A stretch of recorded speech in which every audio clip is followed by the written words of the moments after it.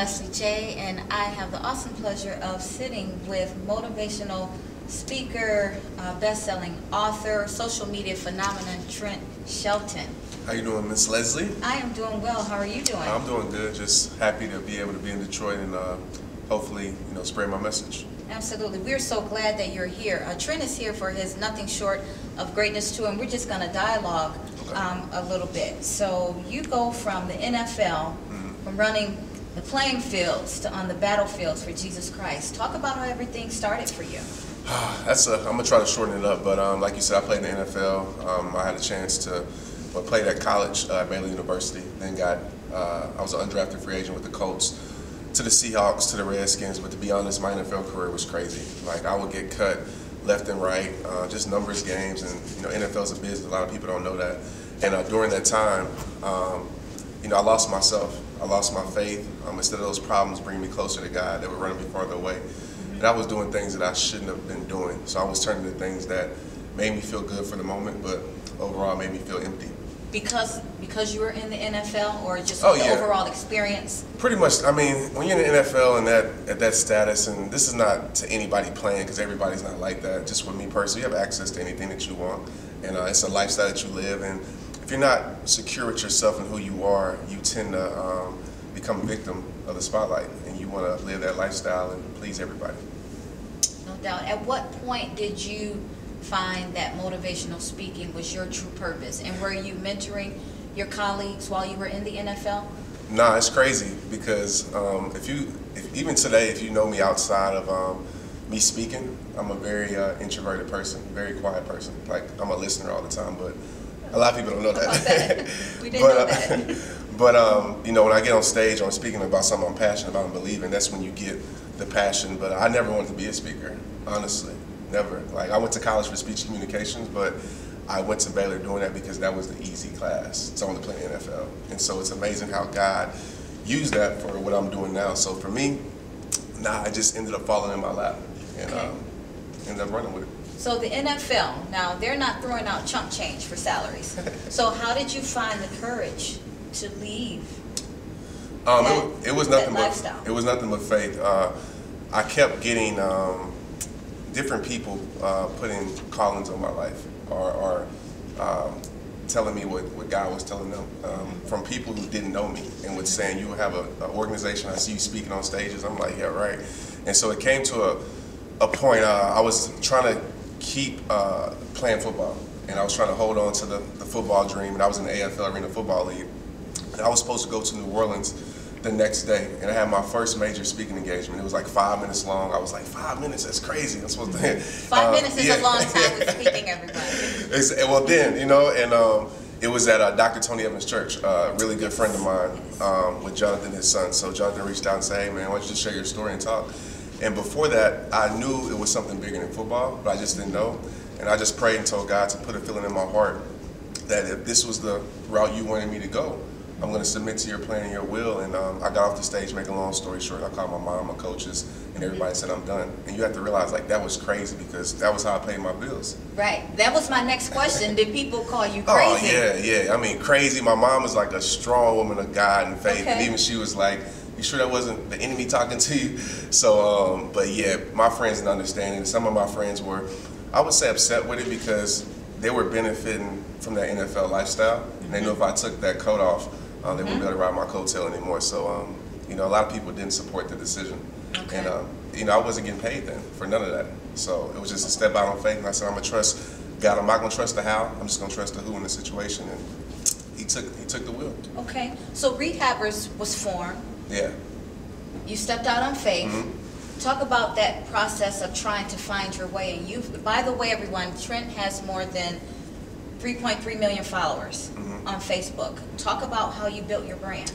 Every time I tell this story, I was like, I wish I had a plan to tell you, but really my plan was following God, just being myself and being authentic. Two situations that happened in my life, the birth of my son and my college roommate committing suicide, really brought me to rehab time. And you have to understand, rehab time, the funny thing about it, it wasn't for nobody else, it was for me.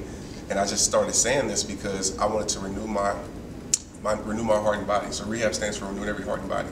And so I went through a mind, body, and so I wanted to better my life. And in my journey, I started making, the video sharing my journey, not knowing that it would spread to what it was today. It was really just healing for me. And now you see it what it is today. So really it wasn't for nobody else but myself at that point. Wow, that's awesome.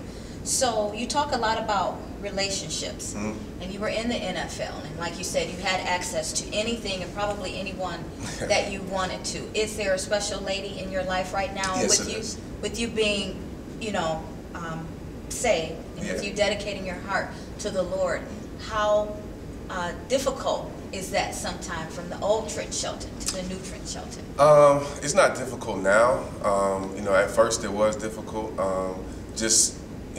Me not being secure in who I was, and me talking to whoever I can talk to fill that void. Like I said, with me, I had a whole bunch of emptiness, and I thought different things like that would fill that void. So with now, I know it's a blessing to have her in my life, and she supports me at what I do.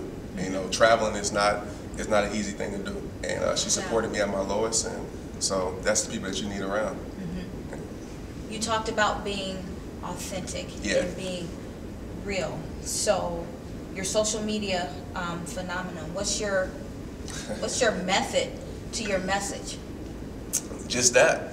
Just being authentic and being real and showing people that I'm human, because I feel like we have so many people out there that and I was at that point just trying to paint a picture of perfection all the time and showing people like I don't have struggles and mistakes. Like even when you're here tonight when I speak, that's the first thing I tell people. I'm just like you. I have mistakes, I have struggles. I am a weak individual, and that's why I need God for my strength. And I think that's the thing what people can relate to. People can say, you know what, I've been through that, or I can identify with that. So being real to me is just the key. And we all have flaws. Exactly. And we need to show them because we are human. And so with you talking about purpose, how do you define purpose? Purpose is to me living what God has called you to do, even if it doesn't make sense to you. It's not about financial gain, it's just about that peace that you have. Purpose is peace. I always tell people when you're living your purpose, it might not make sense to anybody else, but you have a peace in your life that surpasses all understanding. And so usually your purpose is something that is bigger than you. It is bigger than you.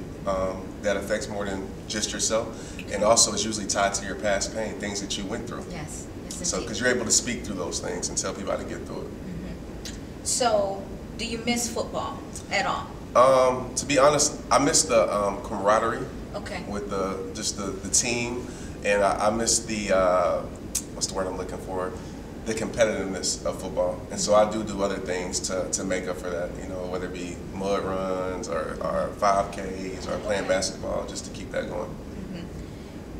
You mentor millions of people every day through your videos.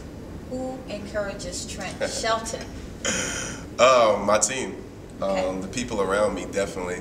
My circle is small, and I always say my circle got smaller, my vision got clearer, so I don't have a huge circle, but the people around me inspire me. So people always ask, who inspires you? Really, it's those people, whether it be my family or my friends. I look up to them. How do you come up with your quotes? Can you just be walking down the street and you see something and you go, usually it comes like in conversation usually with people. Sometimes, it is personal things that I'm going through. I just try to use it in a better way to help people instead of using it as I guess, in an anger way to not help people. And usually, it's just me, everyday life, just me thinking all the time. I'm a thinker. Okay. Business and faith. How do you find a balance for it all? I'm purpose driven.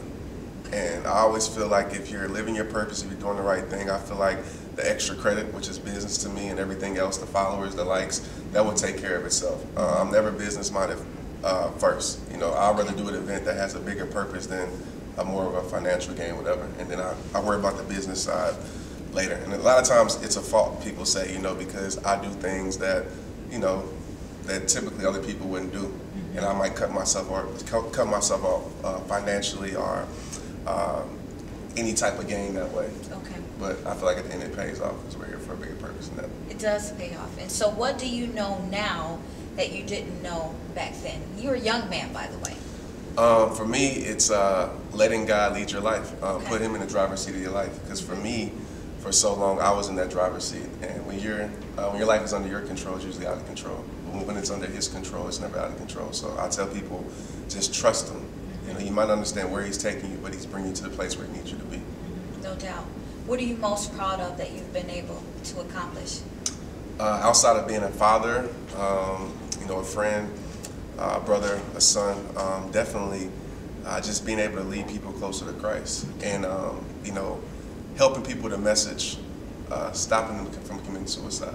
That's like the main thing that I get, and that's why we do it. It's for that. Do you work with a particular organization? Not right now. With us, it's just strictly like with rehab time, but we are planning on partnering with other people in the future. But right now it's just pretty much one-on-one with people. They'll reach out and say, this message, simple message, something that just says you're beautiful, you're perfect for the heart that's meant to love. Stop me from really ending my life. So that's what it's all about. Okay. So today, May 3rd at 2 p.m., you're going to be at the University of Michigan Dearborn for Nothing Short of Greatness. What's going to take place there? It's always different. It's exciting. It's unpredictable. But one thing that I can say is that it's going to be a lot of stepping on toes. A lot of people looking at themselves when they leave there and taking some responsibility and understanding that it is possible. I want people to leave with that mindset. It's possible. Whatever you think is impossible, impossible is only what you create. And I want people to know you can do it as long as you submit to God and follow His will and live right. Okay. People who come to your Twitter page or your Facebook page see that you are always amped. Encouraging message. Can you look in that camera and tell people, are there times where you are discouraged, where you don't feel like sending a message? Yeah, definitely. All the time. Whether it be, the situation I go through, I'm human, my struggles, my mistakes, just traveling, being tired, I am human, and people don't understand that sometimes. They think, oh, just because you have this many followers, and trying to be there for everybody, struggling with that because there's so many people. So, I surround yourself, for one, in God's Word, because He is your strength. Surround yourself around people who pour into you, and just always remember your why you're doing it, because your why is going to drive you past that wall, past those hurdles, past those challenges, and past your fatigue. Now, what is next for Trent Shelton? You've published 3 books. They're bestsellers. You're working on any more books? You got any films in the works? TV shows? We're putting it out there. Yeah, putting it out there. Go ahead and holler at me. Definitely have another book in the works. Okay. 2, actually. The next one will be It All Starts With You, which is going to be a devotional every single day, and it's also going to have action points to actually put those steps into place with you here every single day. And then next will be a championship mindset. Okay. So next year, just trying to do it bigger and better. Partnering with some organizations. We have apps coming out for rehab programs. So for anybody who needs rehab in any part of life, whether it be addiction, whether it be being a single mom, single dad, whether it be life after sports, we plan on having an app for every single problem, and that's going to take some time. That's wonderful. Somebody is watching this video, and they're going to watch this video from days and weeks and hopefully years to come. Look in that camera and just do maybe a 60-second or 120-second message. Trent style. All right. Hey, what's up? You watching this video? I want you to know that whatever it is that you're going through, you can get through it. Take some self-responsibility. Point the finger at yourself, and I know that might hurt, but guess what? Anything that you're going through, if you take responsibility, you take the power out of that situation, out of that person's hands, out of that opinion, out of that struggle, out of that mistake, and you can be great, but you got to believe it. Don't let me tell you. Don't let nobody else tell you. Get in God's Word and understand that you can do all things through Christ who strengthens you. All right? So live it, breathe it, be it, keep moving forward, and let nothing hold you back. And like I tell you every single video, it all starts with you. Let's get it. It's rehab time. Let's get it. You heard the man with the plan, Trent Shelton. Thank you so much. Thank you so much for having me. I appreciate you. Thank you.